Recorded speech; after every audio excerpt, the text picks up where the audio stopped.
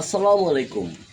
আমি যদি কখনো গণপ্রজাতন্ত্রী বাংলাদেশ সরকারের মাননীয় শিক্ষামন্ত্রী আবু নসর মোহাম্মদ এহসানুল হক মিলন সাহেব, যিনি আনম এহসানুল হক মিলন হিসাবেই অধিক পরিচিত, তার সাথে যদি আমি কখনো দেখা করার সুযোগ পাই কিংবা তাকে কখনো যদি আমি বার্তা পাঠানোর কোনো সুযোগ পাই, যদি আল্লাহ রাব্বুল আলামিন ওই সুযোগটা আমার জন্য তৈরি করে দেয়, তাহলে আমি তার কাছে কিছু অনুরোধ করব।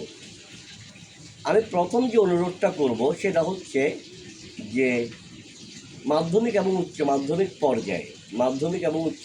পর্যায়ে যে পাঠ্য বইগুলো আছে সেই পাঠ্য বইগুলোর মান উন্নয়ন করার জন্য মাধ্যমিক এবং উচ্চ মাধ্যমিক পর্যায়ে যে পাঠ্য বইগুলো আছে, জাতীয় শিক্ষাক্রম ও পাঠ্যপুস্তক বোর্ড কর্তৃক যে বইগুলো, একটু আমি দেখাই যে এই যে জাতীয় শিক্ষাক্রম ও পাঠ্যপুস্তক বোর্ড কর্তৃক অনুমোদিত যে বইগুলো আছে, এখানে গণিত, হিসাব বিজ্ঞান, বাংলা 3টা বই আছে। এই 3টা বইয়ের মধ্যে আপনি যদি দেখেন তাহলে একটা কথা বলি যে আমাদের পরীক্ষায় যে ধরনের প্রশ্ন আসে, হ্যাঁ, ধরুন আপনার যেসব সাবজেক্টে সৃজনশীল আসে, সংক্ষিপ্ত আসে, এমসিকিউ আসে, আবার বাংলা প্রথম পত্রে বর্ণনামূলক প্রশ্ন আসে, সৃজনশীল প্রশ্ন আসে। ওইসব চ্যাপ্টারের শেষে গণিত বইতে আপনার কিছু কিছু অধ্যায়ের মাঝখানে উদাহরণ হিসাবে কয়েকটা সৃজনশীল দেওয়া আছে। অধ্যায় শেষে যদিও কম, কিন্তু মাঝখানে উদাহরণ মূল অধ্যায় শুরুর আগে অর্থাৎ অনুশীলনীর অঙ্কের আগে মূল অধ্যায় শুরু না, অনুশীলনীর ম্যাথগুলোর আগে কিছু কিছু জায়গায় উদাহরণ হিসাবে কয়েকটা সৃজনশীল দেওয়া আছে। এটা ভালো। গণিত বইতে মোটামুটি সাজানো আছে।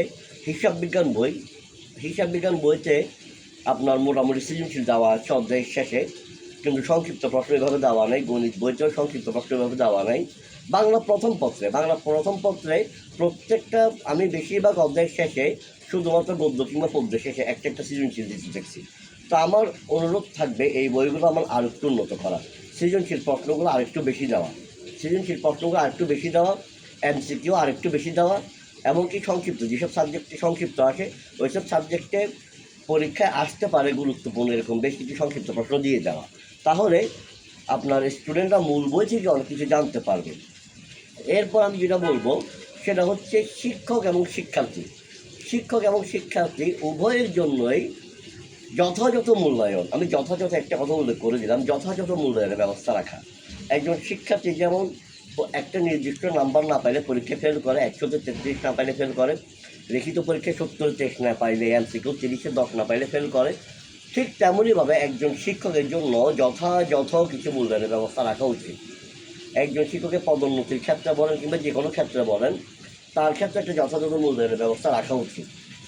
যদি শুধুমাত্র মূল্যায়নটা শিক্ষার্থীদের জন্য থাকে কিন্তু শিক্ষকদের জন্য যদি কোনো মূল্যায়ন না থাকে, এটা আমার মধ্যে ঠিক না।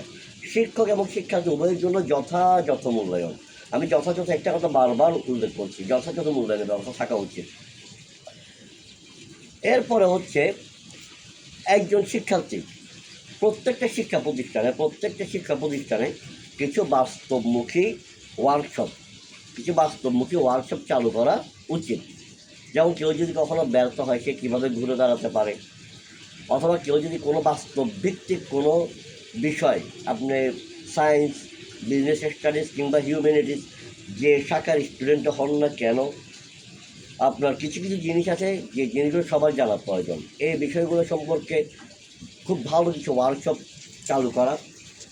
তারপর প্রত্যেকটা শিক্ষা প্রতিষ্ঠানে উন্নত মানের লাইব্রেরি, শিক্ষা প্রতিষ্ঠানে উন্নত মানের লাইব্রেরি এবং কম্পিউটার ল্যাব স্থাপন করা। আর যেসব স্কুলগুলোতে ল্যাবরেটরিগুলো উন্নত না, সেসব স্কুলে ল্যাবরেটরিগুলো স্থাপন করা। তারপর আমি যেটা বলবো, প্রত্যেকটা শিক্ষা প্রতিষ্ঠানে মাধ্যমিক, উচ্চ মাধ্যমিক এবং উচ্চশিক্ষা, প্রত্যেকটা শিক্ষা প্রতিষ্ঠানে বাংলাদেশে প্রতি বছর অনেক শিক্ষার্থী আত্মহত্যা করে। অনেকে অনেক কিছু হতাশা থেকে অনেকজনকে শেয়ার করতে পারে না। হয়তো তার পাশের বন্ধুটা, যার অনেকে দেখবেন যে যেমন বিশ্ববিদ্যালয় পর্যায়ে অনেকে হলে থাকে, এমনকি কলেজ পর্যায়ে অনেকে হলে থাকে, তার পাশের সিটের, তার পাশের বেডের মানুষটাও কিন্তু, শিক্ষার্থী বন্ধুরাও কিন্তু জানে না যে আসলে সে কোনো সমস্যায় ভুগতেছে। দেখা যায় একদিন সে আত্মহত্যা করে ফেলে। তো মানুষের অনেক সমস্যা মানুষ অন্যকে বলতে পারে না, মানুষ অনেক সময় মানসিক কিছু সমস্যায় ভুগে। তো প্রত্যেকটা শিক্ষা প্রতিষ্ঠানে মেন্টাল কাউন্সিলিং সেন্টার স্থাপন করা, প্রত্যেকটা শিক্ষা প্রতিষ্ঠানে মেন্টাল কাউন্সিলিং সেন্টার স্থাপন করা। সেখানে একজন মানসিক ডাক্তার থাকবেন, একজন সাইকোলজিস্ট, একজন সাইকিয়াট্রিস্ট থাকবেন, যেন শিক্ষার্থীরা কোনো প্রয়োজন, ন্যূনতম একজন সাইকোলজিস্ট এবং একজন সাইকিয়াট্রিস্ট থাকবেন, যেন শিক্ষার্থীরা যে কোনো প্রয়োজন তাদের সাথে যে কোনো মুহূর্তে পরামর্শ করতে পারে। এটা খুব বেশি জরুরি। আপনি আমার এই কথাটা হেসে উড়িয়ে দেওয়ার মতো না। বাংলাদেশে প্রতি বছর বহু স্টুডেন্ট আত্মহত্যা করে। একজন, তারপর হচ্ছে কারিগরি শিক্ষার উন্নয়ন ঘটানো, কারিগরি শিক্ষার উন্নয়ন ঘটানো, বাস্তবমুখী শিক্ষার উন্নয়ন ঘটানো। আপনি অনার্স পাস করলেন, মাস্টার্স পাস করলেন, এরপর আপনার জীবন আলটিমেট গোল কী? অনেক আপনি যদি বাংলাদেশের শিক্ষা প্রতিষ্ঠানগুলোতে, অনেক শিক্ষা প্রতিষ্ঠানে যদি আপনি ইভেন, আমার কথা হচ্ছে কষ্ট পেলেন, ক্ষমা প্রার্থী, আপনি যদি অনেক শিক্ষার্থী ভাই বোনকে গিয়ে জিজ্ঞেস করেন যে তোমার এইম ইন লাইফ কি, what's your aim in life, দেখবেন যে অনেকে ক্লিয়ার কোনো এইম বলতে পারছে না। আবার যারা আপনাকে একটা এইম বলবে তারা শিক্ষা জীবন শেষ করার পরে তাদের অনেকেও ওই এইমটা পূরণ করতে পারে না।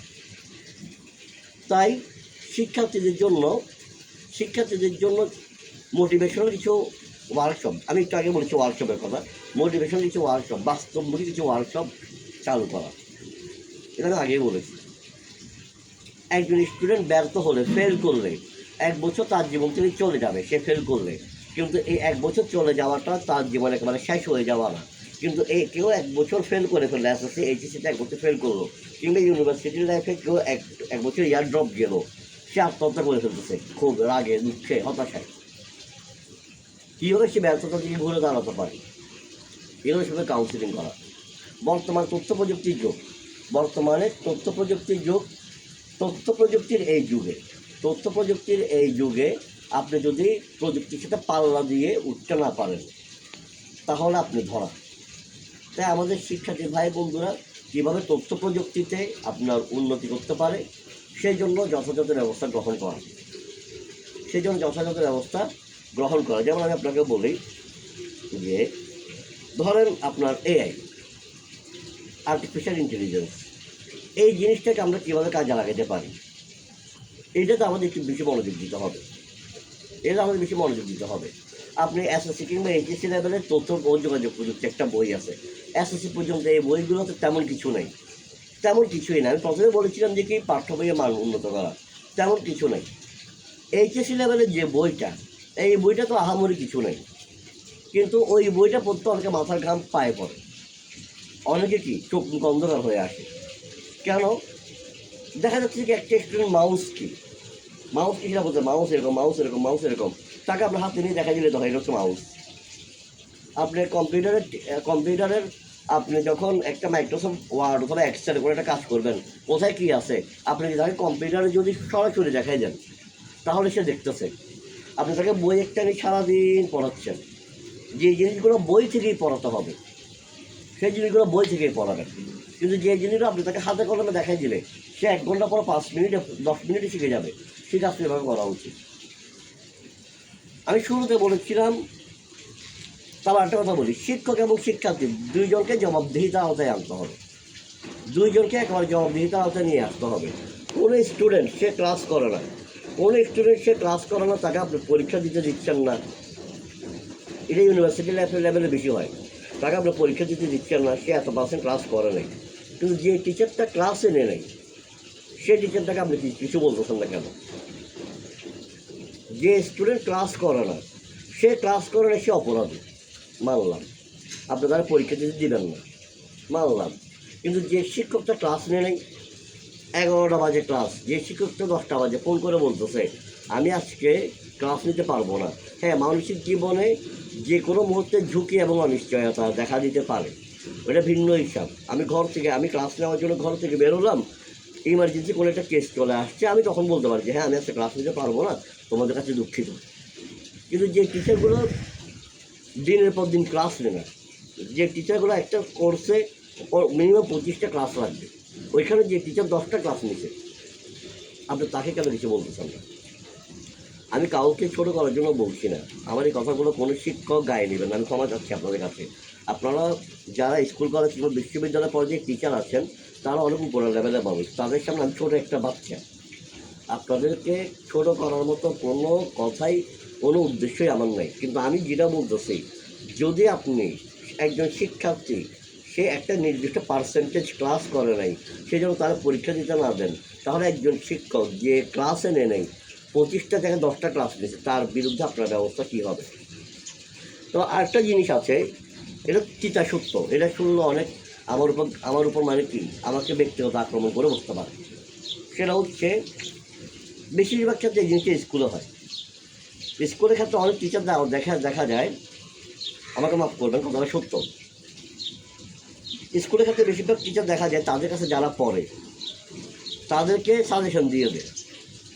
Even I am sorry to say that, আমার আসলে এটা বলতে লজ্জা লাগতেছে, অনেক সময় দেখা যায় যে সাজেশনের নামে প্রশ্ন দিয়ে দেয়, সাজেশনের নামে প্রশ্ন দিয়ে দেয়। এটা অনেক সময় হয়। ধরেন একটা ক্লাসে 100 জন স্টুডেন্ট আছে, তার মধ্যে 35 স্টুডেন্টস একটা পার্টিকুলার টিচারের কাছে পড়েন, যিনি গণিত পড়ায়, গণিত প্রশ্ন উনি করবে। অথবা ধরেন একটা স্কুলে গণিতের 2জন টিচার আছে, একজনের নাম ক, একজনের নাম খ। ক যদি প্রশ্ন করে খ খাতা কাটে, খ যদি প্রশ্ন করে ক খাতা কাটে, অথবা প্রশ্নটাও 2জনে মিলেমিশে করে, খাতাও 2জনে মিলেমিশে কাটে।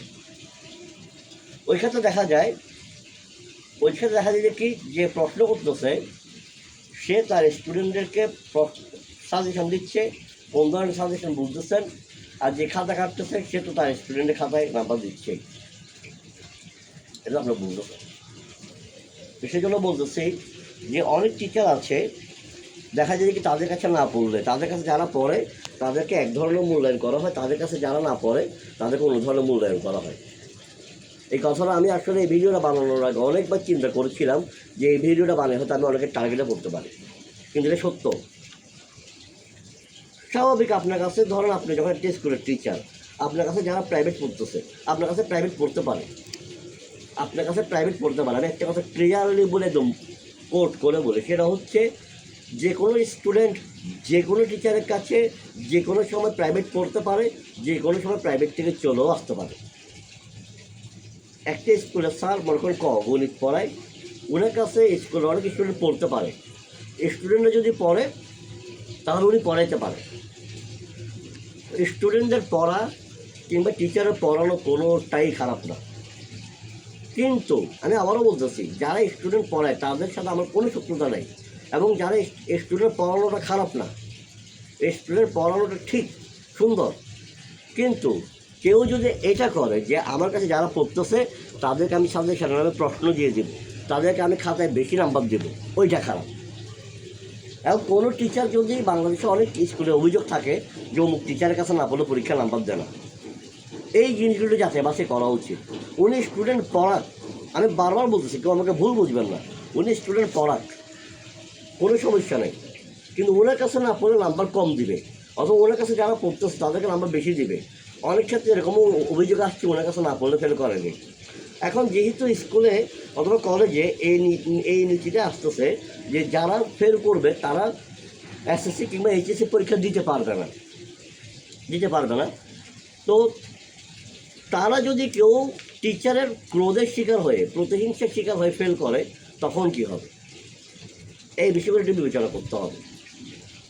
তারপরে যেটা বলবো সেটা হচ্ছে যে বিশ্ববিদ্যালয় পর্যায়ে যে শিক্ষার্থীরা আছে, ওই শিক্ষার্থীদের জন্য যেহেতু তারা অনার্স এবং মাস্টার্স পড়ালেখা করে, অনার্স এবং মাস্টার্সের পরে তারা বিশ্ববিদ্যালয় থেকে বেরিয়ে গিয়ে তারা ক্যারিয়ার ডেভেলপমেন্টটা কীভাবে করতে পারে, সেই জন্য অন্তত তাদের শিক্ষার্থী থাকা অবস্থায় প্রত্যেক ডিপার্টমেন্টে অন্তত মাসে একটা করে সেমিনার হওয়া উচিত, ক্যারিয়ার ডেভেলপমেন্টের উপর।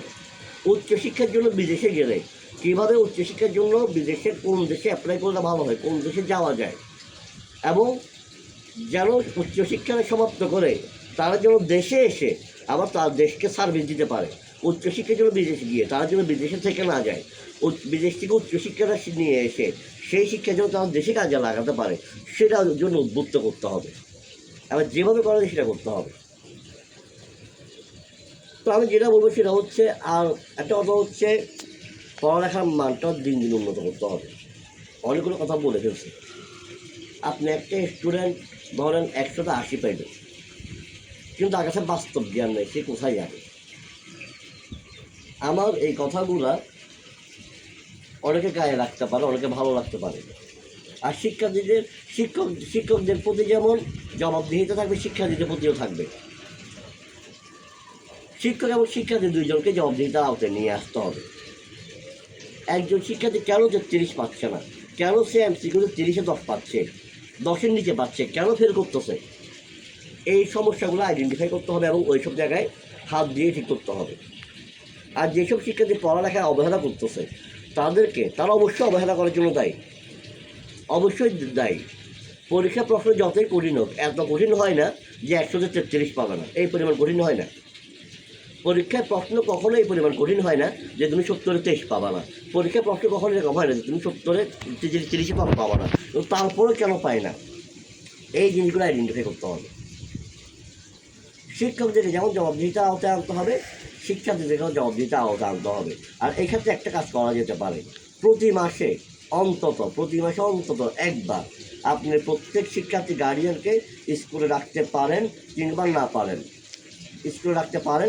না পারেন, অন্তত তাদেরকে মোবাইলে কল করে কিংবা তাদেরকে হোয়াটসঅ্যাপে কিংবা যে কোনো একটা উপায়ে, যে কোনো একটা পর্যায়ে তাদেরকে তাদের স্টুডেন্ট, তাদের ছেলেমেয়ে যারা আছে, ভাই বোন যারা আছে, তাদের পড়ালেখার প্রতি মাস শেষে তাদের পড়ালেখার স্ট্যাটাসটা কতটুকু সেটা জানাই দেওয়া। ধরেন আপনার 50 জন স্টুডেন্ট আছে, এই ক্লাসে 10 জন করে ভাগ করে ফেলেন, 5টা টিচারের কাছে দিয়ে দেন, 5টা টিচার 10 জন করে গার্ডিয়ানকে কী করবে, আপনি হোয়াটসঅ্যাপে মেসেজ পাঠা কিংবা কল করুন, ওর অবস্থাটাও জানাই দেবে যে আপনার ছেলে অথবা আপনার মেয়ে অথবা আপনার ভাই আপনার বলে পড়ালেখার স্ট্যাটাস এইটা। তাহলে ওই মেয়ে ভয় পাবে, ওই ছেলে ওই মেয়ে ভয় পাবে। আর শিক্ষার টাইমে আর স্কুল টাইমে শিক্ষার্থীরা যেন, যারা স্কুল ফাঁকি দিয়ে যেখানে সেখানে ঘোরাফেরা করবে, কলেজ ফাঁকি দিয়ে যেখানে সেখানে ঘোরাফেরা করবে, এবং ঘোরাফেরা করতে গিয়ে যারা ধরা খাবে স্কুল ফাঁকি দিয়ে, স্কুলের নাম দিয়ে, তাদের প্রতি কঠোর হতে হবে। সেজন্য যেন শিক্ষা মন্ত্রণালয় থেকে ব্যবস্থা নেওয়া হয়।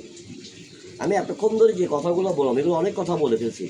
শিক্ষামন্ত্রী একজনের পক্ষে এতগুলো করা সম্ভব হয়তো নয়, কিন্তু ওনার যে শিক্ষা মন্ত্রণালয় আছে, ওনার সাথে যারা আছেন, ওনার সহযোগী যারা আছেন, তাদের সবাই যদি ওনাকে সহযোগিতা করে, উনি যদি আন্তরিক হন, ওনার সহযোগী যদি আন্তরিক হন, আশা করি এগুলো বাস্তবায়ন করা খুবই সহজ হবে। আমি অনেক কথা বললাম, হয়তো এমন হতে পারে যে আমার কথাগুলো অনেকের কাছে অযৌক্তিক মনে হতে পারে, আমার অনেকের কাছে খুব বেশি যৌক্তিক মনে হতে পারে, কিন্তু আমার দৃষ্টিতে যতটুকু যৌক্তিক যতটুকু যে অনুরোধগুলো আমি নিজে অনুধাবন করেছিলাম যেগুলো করা উচিত, আমি যে শিক্ষামন্ত্রীর কখনো কথা বলার সুযোগ পাই, এই কথাগুলো বলবো। অন্তত কিছু বলতে পারি আর না পারি, শিক্ষক এবং শিক্ষার্থী দুইজনকেই যথাযথ মূল্যায়ন, শিক্ষক এবং শিক্ষার্থী দুইজনের প্রতি নজরদারি রাখা, তাদেরকে জবাবদিহিতা নিয়ে আসা এবং শিক্ষা প্রতিষ্ঠানের মানসিক মেন্টাল কাউন্সিলিং সেন্টার স্থাপন করা এবং বাস্তবমুখী সেমিনার স্থাপন করা, লাইব্রেরি উন্নত করা, এই কথাগুলো আমি বলতাম। অনেক কথা বলে ফেললাম, জানি না কখনো শিক্ষামন্ত্রীর সাথে দেখা হবে কিনা, কখনো আল্লাহ রাব্বুল আলামিন ওই সুযোগ করে দেবেন কিনা। যদি কখনো দেখা হয় এই কথাগুলো বলবো, আর যদি তখন আমার মাথায় আরও কোনো বেটার আইডিয়া আসে, ওই বেটার আইডিয়াটাও শেয়ার করবো। তো এতক্ষণ ধরে অনেক বড় একটা ভিডিও, এতক্ষণ ধরে আমার স্টুডেন্ট মায়ান ও অনেক কষ্ট করে এই ভিডিওটা করছে, বেচারির হাতে ব্যথা হয়ে গেছে। তো মায়ানকে ধন্যবাদ, আর আপনারা যারা ধৈর্য ধরে শুনেছেন তাদেরকে ধন্যবাদ। আসসালামু আলাইকুম।